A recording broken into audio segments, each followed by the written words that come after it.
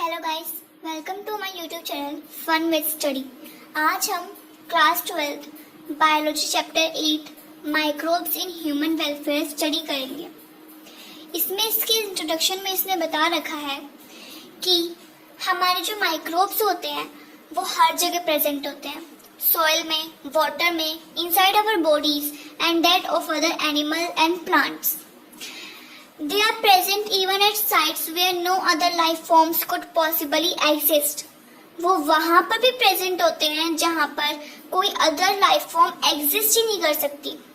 जैसे कि इसने एग्जाम्पल दे रखा है एनसीईआरटी ने कि geysers, deep inside the geysers where the temperature may be as high as 100 degree Celsius. मतलब कि गीजर्स के अंदर भी प्रेजेंट होते हैं वो, जहाँ पे टेम्परेचर 100 डिग्री सेल्सियस को भी रीच कर सकता है। Deep in the soil, soil के इनसाइड बहुत अंदर, और under the layers of snow several metre thick. Snow की बहुत ज्यादा लेयर्स होती हैं, आपको जो दिखती हैं, कवर अप स्नो दिखती है, उससे भी बहुत नीचे नीचे बहुत अंदर तक स्नो की लेयर्स होती हैं, और उन स्नो की लेयर्स में भी हमारे जो माइक्रोब्स होते हैं वो प्रेजेंट होते हैं। And highly in acidic environment, और एक हाईली एसिडिक एनवायरनमेंट में भी हमारे माइक्रोब्स प्रेजेंट होते हैं। मतलब अगर तुमने सोचा भी है कि जहाँ पर लाइफ फॉर्म ही नहीं हो सकती, वहां पर भी हमारे जो माइक्रोब्स होते हैं वो प्रेजेंट होते हैं। और जो हमारे माइक्रोब्स होते हैं ना, वो बहुत सारे टाइप के होते हैं, बहुत सारे ग्रुप्स में होते हैं। जैसे कि बैक्टीरिया हो गया हमारा, फंगई हो गया, प्रोटोजोआ हो गया, माइक्रोस्कोपिक प्लांट्स हो गए। हमारे जो वायरस होते हैं, वायरोइड्स होते हैं, प्रायोन्स होते हैं ना, वो हमारे इंक्लूड होते हैं माइक्रोब्स में ही। हमारे माइक्रोब्स बहुत सारे टाइप के होते हैं। हम रोड शेप माइक्रोब्स भी देखते हैं। हम रोड शेप में वो माइक्रोब्स भी देखते हैं जो फ्लैजिला को दिखाते हैं। स्पेरिकल शेप माइक्रोब्स भी हमें देखने को मिलते हैं। माइक्रोब्स जैसे कि बैक्टीरिया, फंगई, ये ग्रो होते हैं न्यूट्रिटिव मीडिया में, एक कॉलोनी को फॉर्म करते हैं ये। That can be seen with the necked आई, जिससे हम नेक्ड आई से भी देख सकते हैं। ये जो कल्चर्स होते हैं ये यूजफुल होते हैं माइक्रो ऑर्गेनिज्म की स्टडी के लिए। एनसीईआरटी ने हमें नेक्स्ट पेज पे कुछ डायग्राम्स देते हुए बताया है, कुछ बैक्टीरिया, कुछ हमें माइक्रोब्स की पिक्स दिखाई है। जैसे कि आप अपने लेफ्ट हैंड साइड पे देख सकते हैं कि यहाँ पे 3 पिक्स दिखाई गई हैं, ए, बी एंड सी। जहाँ फिगर 8.1, इसमें हमें ए पिक्चर में जो दिखाए गए हैं वो है हमारे रोड शेप मैग्नीफाइड 1500x। मतलब हमने इतना ज्यादा मैग्नीफाई करके हमें दिखाया गया है कि हमें वो अब दिख रहे हैं इन पिक्चर नंबर ए। और बी में हमें स्पेरिकल शेप्ड माइक्रोब्स दिखाए गए हैं, ये भी 1500 मैग्नीफाई करके दिखाए गए हैं। और हमारा जो सी है ये एक रोड शेप बैक्टीरियम है जो शो कर रहा है फ्लैजिला को, और ये तो 50,000x से मैग्नीफाई करके दिखाया गया है। In figure 8.2, there are 3 pictures, A, B and C. ये वायरसेस की पिक्चर्स हैं। पहला हमारा बैक्टीरियोफेज है। बैक्टीरियोफेज के बारे में 11th में बहुत बार स्टडी करी होगी। और हमारा ऐसे ही इसे भी बहुत ज्यादा, और जो बैक्टीरिया ये मैग्नीफाइड जो कर रखे हैं ना, ये कम से कम इतनी ज्यादा इन्हें मैग्नीफाई करके दिखाने की जरूरत होती है, क्योंकि ये नहीं दिख पाते, क्योंकि ये माइक्रोब्स हैं। और जैसे कि फिगर 8.3 में ए और बी 2 पिक्चर्स दे रखी हैं, इसमें कॉलोनीज भी दिखा रखी हैं। ये वो कॉलोनी होती हैं जो हमारे माइक्रोब्स फॉर्म कर लेते हैं, जिनके बारे में हमने इससे पहले वाले इस कॉलोनी के बारे में पहले वाले पेज में पढ़ा था। ऐसे ही हमारा यहाँ से जो मेन स्टार्ट होता है वो स्टार्ट होता है हमारा यहाँ से। इसमें हमारा जो टॉपिक है 8.1, it is microbes in household product. हम इस टॉपिक में पढ़ेंगे माइक्रोब्स के बारे में जो हमें हाउसहोल्ड प्रोडक्ट्स में हम यूज करते हैं। जैसे कि आप बायोलॉजी के स्टूडेंट हैं तो आप जानते ही होंगे कि हम माइक्रोब्स को अपने डेली यूज में बहुत बार यूज करते हैं। जैसे फर्स्ट एग्जांपल जो हमारा एनसीईआरटी के अकॉर्डिंग, या फिर आप अदर रेफरेंस बुक में भी देख सकते हैं, अकॉर्डिंग एनसीईआरटी ही दे रखे हैं कि ये कर्ड का एग्जांपल दे रखा है। इसमें जो कर्ड में हमारा फॉर्मेशन के लिए बैक्टीरिया यूज होता है वो होता है हमारा लैक्टोबैसिलस बैक्टीरिया। इसे हम लैक्टिक एसिड बैक्टीरिया भी कहते हैं। और ये जो होता है ये हमारे मिल्क को कर्ड में कन्वर्ट कर देता है। इसी ग्रोथ के टाइम पे जो हमारा लैक्टिक एसिड बैक्टीरिया होता है ना, ये एक एसिड को प्रोड्यूस करता है जो कोगुलेट करता है और पार्शियली डाइजेस्ट करता है हमारे मिल्क प्रोटीन्स को। और हम जब मिल्क से कर्ड में कन्वर्ट करते हैं मिल्क को, तो हम एक स्टार्टर को यूज करते हैं। जैसे हम मिल्क को डायरेक्टली तो कर्ड में कन्वर्ट नहीं कर पाते, हमें उसके लिए कुछ चाहिए होता है। हम जैसे अपने डेली यूज में भी, होम में भी मिल्क को कर्ड में कन्वर्ट करते हैं, तो हमें थोड़ा बहुत दही चाहिए होता है मिल्क को कर्ड में कन्वर्ट करने के लिए। तो हम एक स्टार्टर यूज करते हैं जो बहुत सारे लैक्टिक एसिड बैक्टीरिया को कंटेन करता है, जो एक सुटेबल टेम्परेचर पे मल्टीप्लाई हो जाते हैं और फिर वो मिल्क को कर्ड में कन्वर्ट कर देते हैं। जो कर्ड होता है वो बहुत ज्यादा न्यूट्रिशियस होता है मिल्क से, और ये विटामिन B12 को कंटेन करता है। और सबसे इसका जो लैक्टिक एसिड बैक्टीरिया जो हमारा होता है, ये एक बहुत ही इम्पोर्टेंट रोल प्ले करता है हमारे लिए, क्योंकि ये हमारे स्टमक में जाकर ये चेक करता है डिजीज कॉजिंग बैक्टीरिया माइक्रोब्स को। और है ना, ये जो इसलिए हमें कर्ड का ज्यादा यूज करना चाहिए अपने डेली यूज प्रोडक्ट्स के लिए। दूसरा हमारा दे रखा है चीज।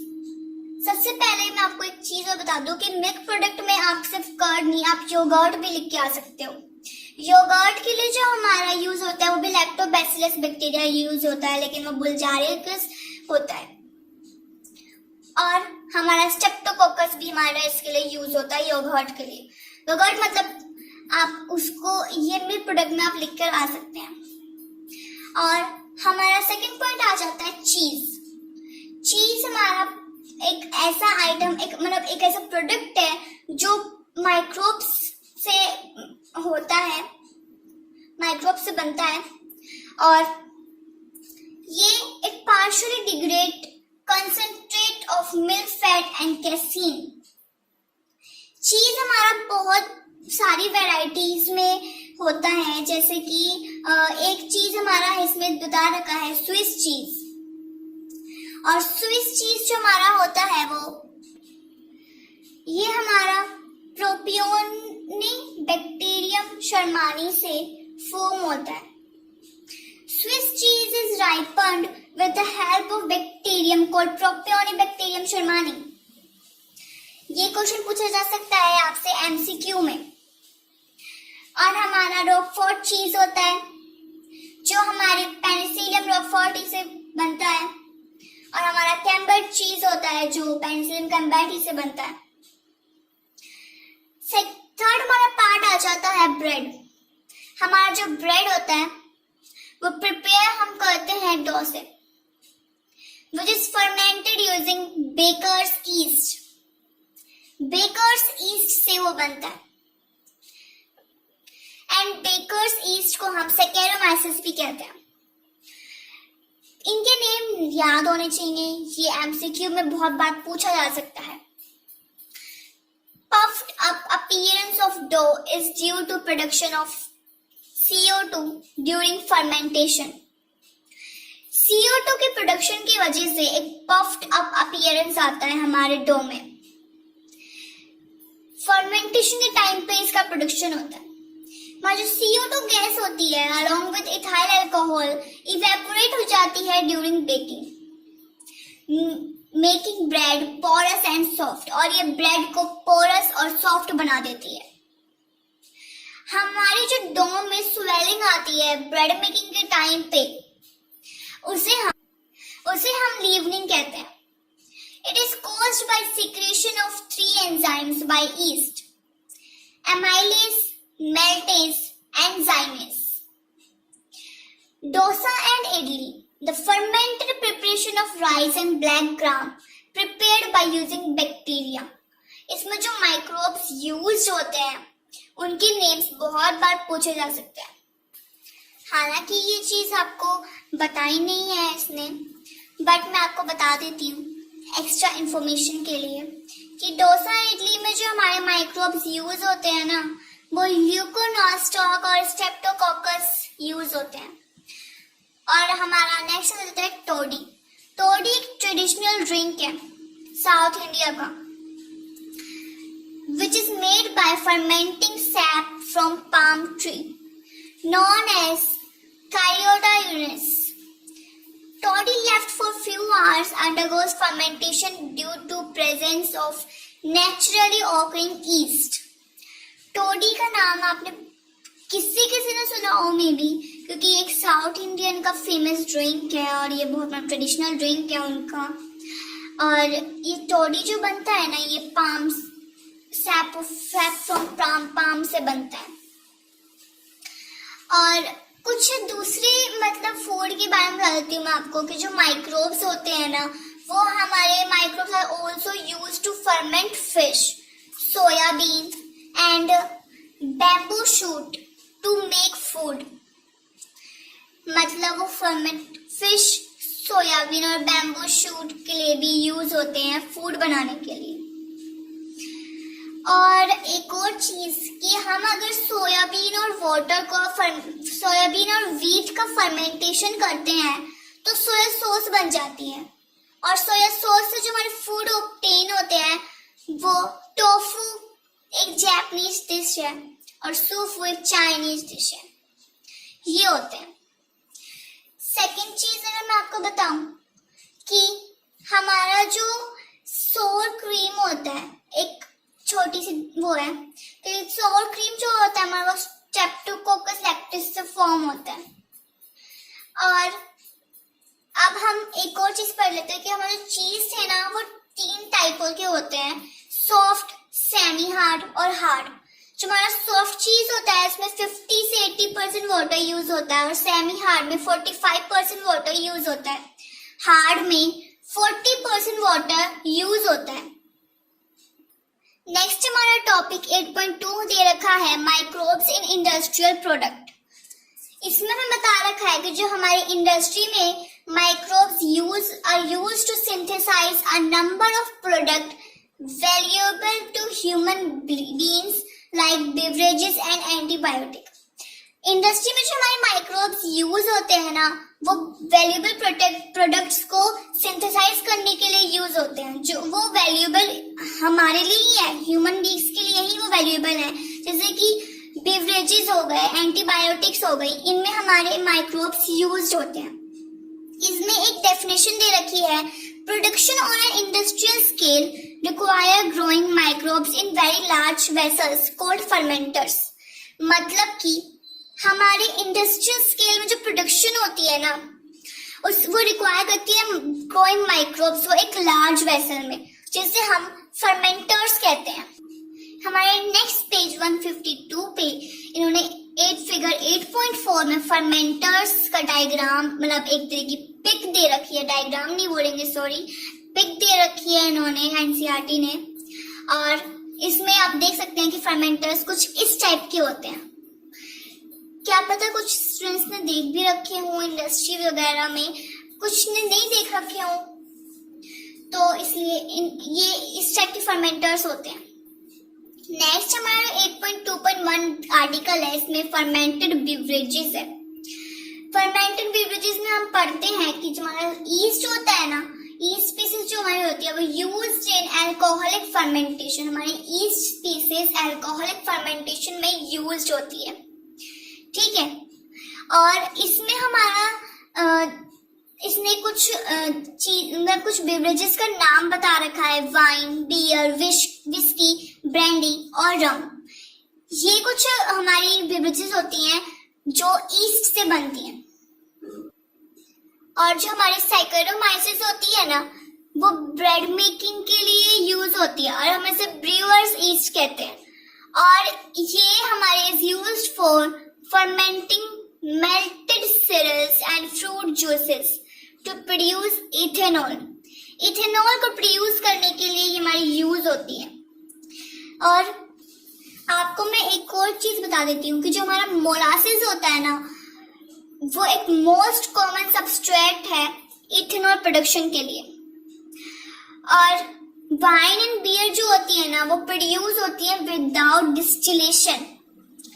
विस्की, ब्रांडी और रम जो होते हैं वो प्रोड्यूस होते हैं बाय डिस्टिलेशन और फर्मेंटेड बोथ। ये है ना, आपका क्वेश्चन आ सकता है।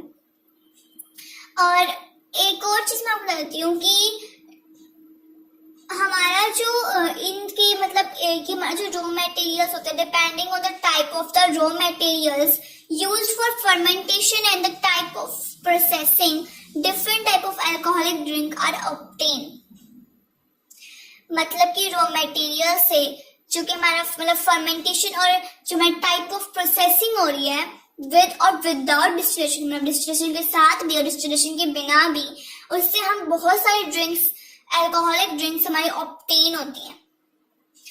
और इसमें आप एक और चीज पढ़ लेते हैं कि हमारा इसमें नहीं बता रखा, हमारे कुछ ईस्ट के नाम आपको बताती हूँ। एक होता है सेक ईस्ट और एक ये हमारा जिंजर बियर या फिर एयर ईस्ट के लिए होता है यूज। और जो हमारा हम इसमें आपको नेक्स्ट वैसे तो इसमें नेक्स्ट टॉपिक एंटीबायोटिक्स दे रखा है, पर मैं इससे पहले आपको एक चीज होती है कि कंसंट्रेशन जो अल्कोहल की होती है ना बेवरेजेस में, जो नेचुरली फर्मेंटेड होती है, इज यूजुअली लेस, वो लेस होती है। कंसंट्रेशन जो होती है बेवरेजेस अल्कोहल की वो यूजुअली लेस होती है, पर हाई होती है डिस्टिल्ड अल्कोहल में। जो हमारी नेचुरली फर्मेंटेड अल्कोहल होती है उसमें तो लेस होती है हमारी कंसंट्रेशन, लेकिन जो हमारी डिस्टिल्ड अल्कोहल होती है ना उसमें हाई होती है हमारी कंसंट्रेशन। एंड नेक्स्ट इसमें टॉपिक बता रखा है एंटीबायोटिक्स का। हमारे जो एंटीबायोटिक्स होते हैं वो केमिकल सब्सटेंस होते हैं which are produced by some microbes.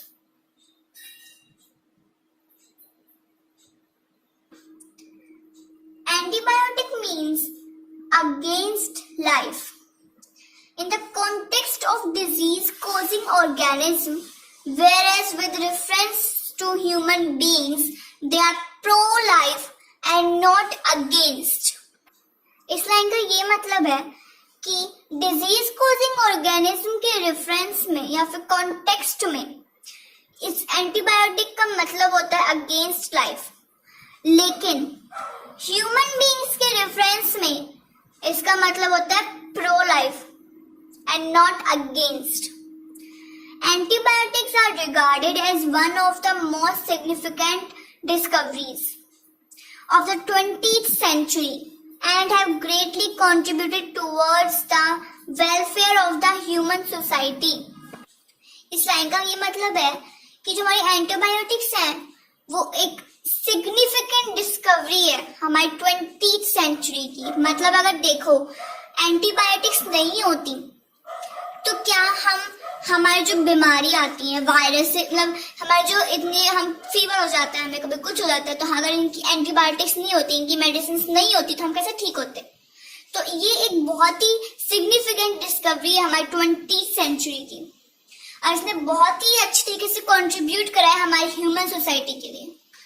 मतलब हम अगर एंटीबायोटिक्स के बिना हम नहीं रह पाते, अगर हमें कोई बीमार हो जाए, कुछ हो जाए, तो हम पहले से पहले मेडिसिन लेते हैं, डॉक्टर्स के पास जाते हैं, कंसल्ट करते हैं, इनसे पूछ के एंटीबायोटिक्स लेते हैं, तभी तो हम ठीक होते हैं। तो इसलिए एंटीबायोटिक का बहुत ही सिग्निफिकेंट डिस्कवरी है हमारे लिए इसमें। और सेकंड पॉइंट, थर्ड पॉइंट में आप ये देखो कि देखो हमारा जो फर्स्ट एंटीबायोटिक डिस्कवर हुई थी ना, आप जिसने ये चैप्टर पढ़ा है उसे पता होगा, लेकिन देखो एक चीज होती है, फर्स्टली जो डिस्कवर होती है ना उसके बहुत ज्यादा एक्साइटेड होते हैं जानने के लिए कि ओ अच्छा किसने डिस्कवर करी, क्या डिस्कवर हुई, नाम क्या था। तो हमारी जो फर्स्ट एंटीबायोटिक थी ना वो थी पेनिसिलिन और ये डिस्कवर करी थी हमारे अलेक्जेंडर फ्लेमिंग ने। और ये डिस्कवर उन्होंने कैसे करी थी, उन्होंने डिस्कवरी ऐसे करी थी कि वो है ना एक बार अपनी एक लैब में काम कर रहे थे, ठीक है, और इन्होंने एक बैक्टीरिया ले रखा था जिसका नाम हमारा था स्टेफिलोकोकी। और मतलब ऐसा हुआ कि उन्होंने उस दो ऐसे एक डिश ले रखी थी और उनके ऊपर उन्होंने बैक्टीरिया देखा। बैक्टीरिया देख रहे थे वो अपना माइक्रोस्कोप से। फिर वो उनको देख रहे थे, उस टाइम वो बीच में चले गए, उन्हें छोड़ के ऐसे ही कुछ काम से चले गए थे अपने लैब से बाहर। उन्होंने लैब लॉक कर दी। जब दोबारा वो आए, उन्होंने आकर देखा कि हमारा बैक्टीरिया जो था वो मतलब कहाँ, मतलब उन्होंने देखा कि उन्होंने दोबारा देखा तो वहाँ बैक्टीरिया नहीं था, वहाँ बैक्टीरिया थी नहीं। उन्होंने जो वहाँ पे देखा ना, उन्होंने एक पेनिसिलिन देखा था, देखा यहाँ पे तो बैक्टीरिया छोड़ गया था, बैक्टीरिया है ही नहीं, किसी ने मेरी डिश तो वॉश नहीं कर दी है। उन्होंने हर जगह से देखा, उन्होंने नहीं दिखा। उन्होंने दूसरी डिश में देखा, उसमें मतलब उन्होंने दूसरी डिश में देखा, उसमें भी उन्होंने नहीं दिखा। तो फिर उन्होंने है ना, उन्हें तब पता चला कि मतलब उन्होंने दूसरी डिश में देखा तो उन्होंने बैक्टीरिया दिख गया। फिर उन्हें जो उनकी पहली डिश में ये जो दिख रहा था उन्होंने उसे उस दूसरी डिश पे डाल दिया। तो उन्होंने देखा थोड़ी देर बाद वो पूरी भी बैक्टीरिया की जो वो थी ना, सब वो नहीं थे वहां पे, एक पेनिसिलिन था। उन्होंने देखा ये इसका मतलब कि ये तो हमारे लिए बहुत ज्यादा काम आ सकता है। इसमें इतना बड़ा काम करा है, मतलब एक एंटीबायोटिक बन सकती है ये तो हमारे मतलब एंटीबायोटिक बन के हमें ठीक भी कर सकती है। तो इसलिए इन्होंने ये जो डिस्कवर हुई थी, अलेक्जेंडर फ्लेमिंग ने डिस्कवर करी थी। लेकिन इनके बाद आए दो साइंटिस्ट, एक थे हमारे अर्नेस्ट चेन और दूसरे हमारे थे होवर्ड फ्लोरे। इन्होंने ना इस एंटीबायोटिक का यूज करा। अलेक्जेंडर फ्लेमिंग ने तो इस एंटीबायोटिक पेनिसिलिन को, हमारे पेनिसिलियम नोटाटम इसका साइंटिफिक नेम है, हम इसे पेनिसिलिन बोलते हैं। पेनिसिलिन को हमारे अलेक्जेंडर फ्लेमिंग ने डिस्कवर करा था, लेकिन हमारे अर्नेस्ट चेन और हॉवर्ड फ्लोरे ने इसका यूज करा।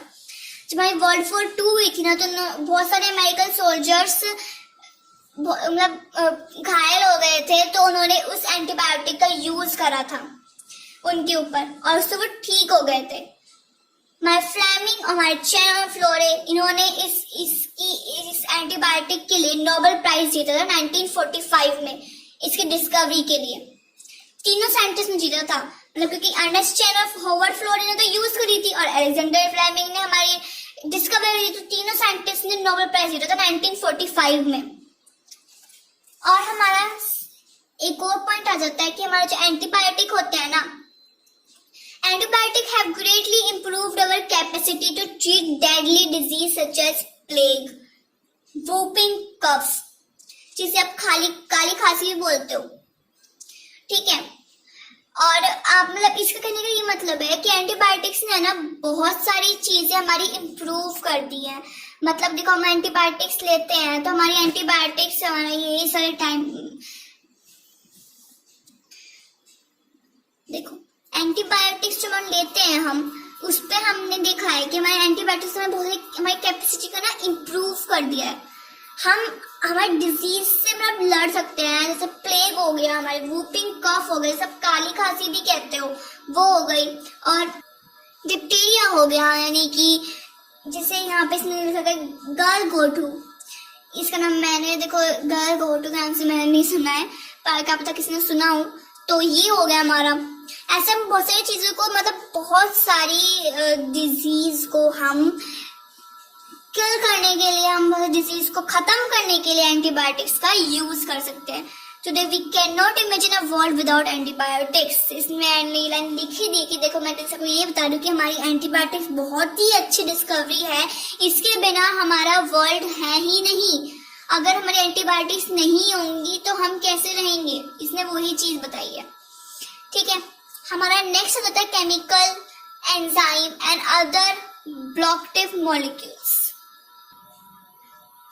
Sorry, it's bioactive molecules. I'm very sorry, bioactive molecules. Chemical, enzymes and other bioactive molecules. Bioactive molecules मैं आपके बारे में कुछ बता देती हूँ उसे, कि bioactive molecules वो होते हैं जो molecule which are functional in living system or can interact with their components. जो functional होते हैं हमारे living system में और इंटरेक्ट कर सकते हैं उनके कंपोनेंट्स के साथ, Microbes are used for commercial and industrial production of certain chemicals like organic acid, alcohol, enzyme and statins. जैसे कि माइक्रोब्स जो होते हैं वो बहुत सारे कॉमर्शियल और इंडस्ट्रियल प्रोडक्शन के लिए यूज हो सकते हैं।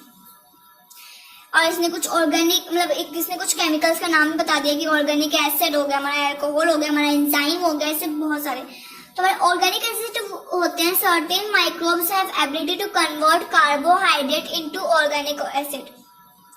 ऑर्गेनिक एसिड में आपने ये पढ़ा है कि सर्टेन माइक्रोब्स, कुछ माइक्रोब्स के पास एबिलिटी होती है कन्वर्ट करने की कार्बोहाइड्रेट्स को ऑर्गेनिक एसिड में। यही चीज में लिख रखी है। अब मैं आपको एक और चीज दिखा देती हूँ। आपके एनसीईआरटी में देखो कुछ नेम्स भी दे रखे हैं इसमें। एस्परजिलस निगर, ये एक फंगस होती है जो हमारा प्रोडक्ट होता है ना, सिट्रिक एसिड फॉर्म करती है ये। और इसका जो हम यूज करते हैं ना, वो हम करते हैं डाइंग इंक्स में, मेडिसिन में, फ्लेवर लाने में, प्रिजर्वेशन ऑफ फूड के लिए हम इसका यूज करते हैं। आप इनका यूज वगैरह लिख लो, ये काम आ सकते हैं आपके पेपर में। मैं नहीं कह रही कि पूरा आएगा ही आएगा, कुछ भी आ सकता है, लेकिन ये काम आ सकता है, यूज पूछा जाता है। कोई पूछ सकता है, क्या पता टीचर से पूछ ले वाइवा वगैरह में। तो और दूसरा इसमें दे रखा है एसिटोबैक्टर एसिटिक। ये हमारा बैक्टीरियम होता है जो एसिटिक एसिड को प्रोड्यूस करता है। और हमारा इसका यूज जो हम करते हैं वो विनेगर की प्रिपरेशन के लिए यूज करते हैं। और तीसरा हमें दे रखा है क्लोस्ट्रीडियम ब्यूटिलिसियम। ये हमारा बैक्टीरियम है और ये हमारा ब्यूट्रिक एसिड को प्रोड्यूस करता है। ये हमारा यूज होता है making rancid butter. Rancid butter को मेक करने के लिए हमारा यूज होता है। ये हमारा लैक्टोबैसिलस, ये हमारा बैक्टीरियम लैक्टिक एसिड को प्रोड्यूस करता है। ये हमारा कर्ड की फॉर्मेशन के लिए यूज होता है। एक और मैं आपको बताऊं, ये हमारा एस्परजिलस निगर और पेनिसिलियम, हमारा फंगई है ये ग्लूकोनिक एसिड को फॉर्म करता है और हम इसे gluconate source of calcium to infants use होता है हमारा ये काउ और लैक्टेटिंग मदर्स के लिए। मतलब इसके कहने का मतलब ये है कि देखो, अगर जैसे ऐसे होता है ना कि कोई कहता है ना कि जैसे कि किसी ग्लूकोनिक एसिड जो होता है ना, ये हमारा दिया जाता है उन मदर्स को जिनके मतलब जैसे काउ वगैरह होती है, अगर वो कहते हैं मिल्क नहीं आ रहा है इसमें से इतना, तो फिर उसे ग्लूकोनॉट सोर्स देते हैं जिससे वो मिल्क ज्यादा प्रोड्यूस करती है। ये इसके लिए यूज होता है। लैक्टेटिंग मदर्स के लिए भी यूज होता है ये आफ्टर प्रेगनेंसी, जिनके मिल्क प्रोडक्शन नहीं होती उनका। और हमारा आ जाता है इसमें अल्कोहल। ये वही है हमारा east is used for commercial production of ethanol. जब हम पहले पीछे पढ़ के आए हैं अल्कोहल, ये वही चीज है। ईस्ट जो हमारा होता है यूज होता है कमर्शियल प्रोडक्शन ऑफ इथेनॉल। ठीक है, हमारे माइक्रोब्स भी यूज होते हैं प्रोडक्शन ऑफ एंजाइम्स के लिए। मैं एक और आपको बात बता देती हूँ कि हमारा हार्डली 1.0 से 1.5% हमारे टोटल एंजाइम यूज होते हैं इंडस्ट्री और मेडिसिन में। ये चीज एक एक्स्ट्रा इंफॉर्मेशन के रूप में समझ लो। ठीक है, मतलब सिर्फ 1.0 से 1.5%, मुश्किल से 1.5% में इतना ही एंजाइम जो होते हैं यूज होते हैं इंडस्ट्रीज और मेडिसिन में। मतलब ज्यादा नहीं होते, इतने ही होते हैं। ठीक है, मुश्किल से वो भी। और हमारा जो लाइपेज होता है ना, ये यूज होता है डिटर्जेंट फॉर्मुलेशन में। मतलब कि जैसे कि आपने बहुत सारे एड्स में भी देखा होगा, जैसे डिटर्जेंट के एड्स आते हैं डिटर्जेंट के, कि उसमें आपको दिखाया जाता है कि उसमें क्लीन कर मतलब पूरे दाग वगैरह हटाने के लिए दिखाते हैं। उसमें यही चीज होती है कि लाइपेज जो होते हैं ना हमारे, यूज होते हैं डिटर्जेंट फॉर्मुलेशन में and are helpful in removing oily stains. Oily stains को हटाने के लिए बहुत ज्यादा हेल्पफुल होते हैं हमारे लाइपेज। और जो हमारे लाइपेज होते हैं ना, ये ऑब्टेन्ड होते हैं फ्रॉम कैंडिडा लाइपोलिटिका और जियोट्राइकम कैंडिडम। ये नेम्स याद रखना बहुत जरूरी है। दूसरा आ जाता है हमारा pectinase and proteases. They help in clarifying fruit juices, making them clearer as compared to those made at home।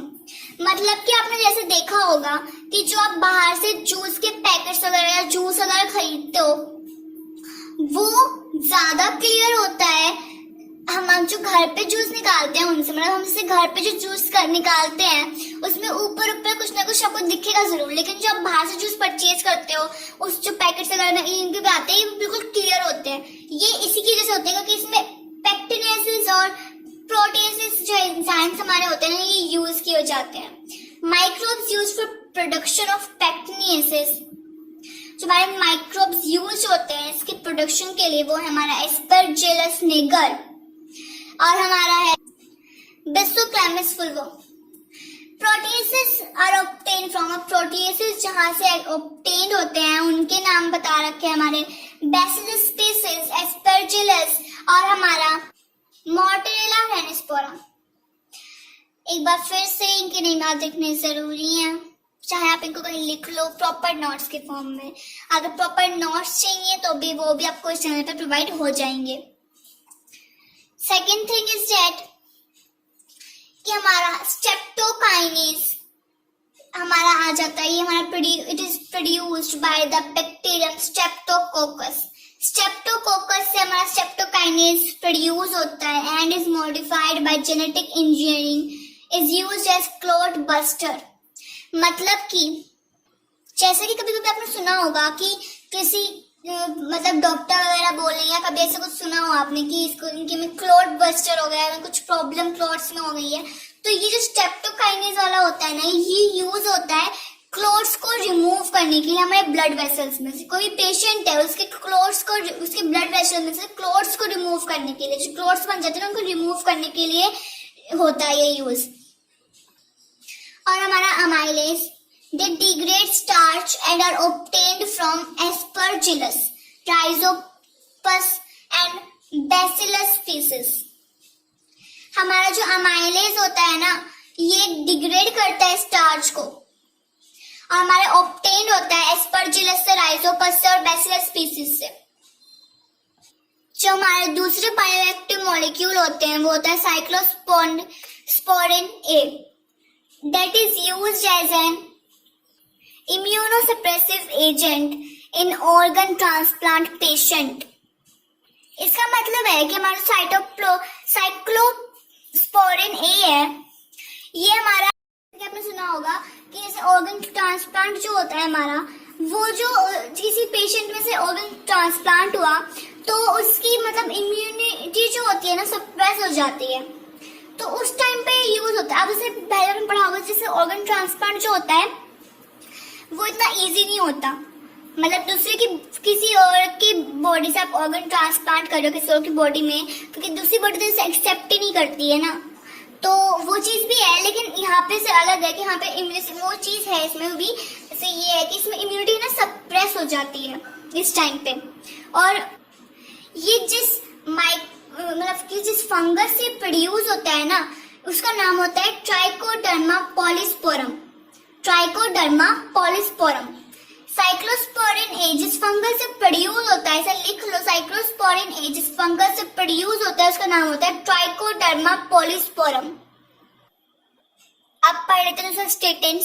Statins जो हमारे होते हैं produced by the yeast Monascus purpureus, और हमारे जो statins have been commercialised as blood cholesterol lowering agent. मतलब statins हमारे जो है ना इन्हें हम ब्लड कोलेस्ट्रॉल लॉवरिंग एजेंट्स के नाम से बोलते हैं।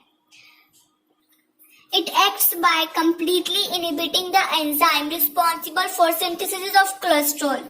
ये कंप्लीटली इनहिबिट कर देती हैं उस एंजाइम को जो रिस्पॉन्सिबल होता है for synthesis of cholesterol. Cholesterol के सिंथेसिस के लिए जो रिस्पॉन्सिबल होता है उसे कंप्लीटली इनहिबिट कर देती हैं। एक और मैं बात कर देती हूँ कि जो हमारी जो स्टेटिन्स होती है ना वो रिजेंबल करती हैं मेवेलोनेट की तरह, और वो इनहिबिट करती हैं बीटा हाइड्रोक्सी को, बीटा मिथाइल ग्लूटाराइल को। CoA रिडक्टेज को और HMG CoA रिडक्टेज को। ये एक एक्स्ट्रा इंफॉर्मेशन की तरह हो गई, थोड़ी सी हाई। अगर लिखनी हो तो लिखना, वरना एनसीईआरटी में ऐसा कुछ नहीं दे रखा है, ठीक है। एक और इंफॉर्मेशन आपको दे देती हूँ मैं आपको कि हमारा जो वॉक्समैन और एल्बर्ट था उसने डिस्कवर करी थी स्ट्रेप्टोमाइसिन एंटीबायोटिक, और जो हमारी एंटीबायोटिक टर्म है ना, ये वॉक्समैन ने दी थी। और जो हमारा लैक्टिक एसिड है ना, वो फर्स्ट ऑर्गेनिक एसिड था to be produced by industrial fermentation, मतलब एक ऐसा पहला ऑर्गेनिक एसिड जो हमारी इंडस्ट्रियल फर्मेंटेशन ने प्रोड्यूस करा था, वो था लैक्टिक एसिड। तो गाइस, आज की क्लास यहीं पर ही खत्म करते हैं। Next topic microbes in sewage treatment next video lecture में बताएंगे। Thank you for watching this video. और अगर मुझसे इस वीडियो में कुछ नेम्स लेने में मिस्टेक हो गई हो तो please I am very sorry, आप प्लीज़ उस चीज़ को नोटिस कर लेना। और please subscribe my channel, please like my video. Thank you so much for watching my video.